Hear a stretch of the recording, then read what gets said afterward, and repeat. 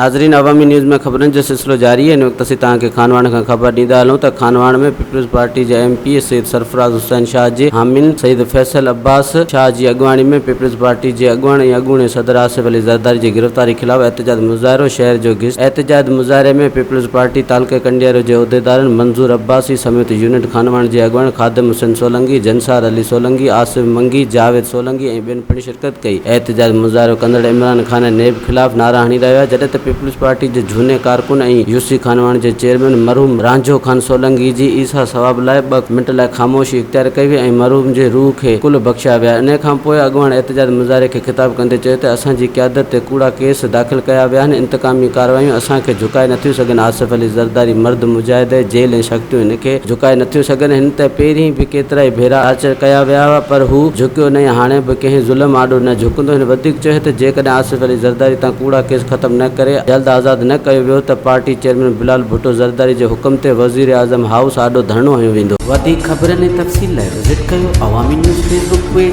YouTube page ऐं अवामी news website.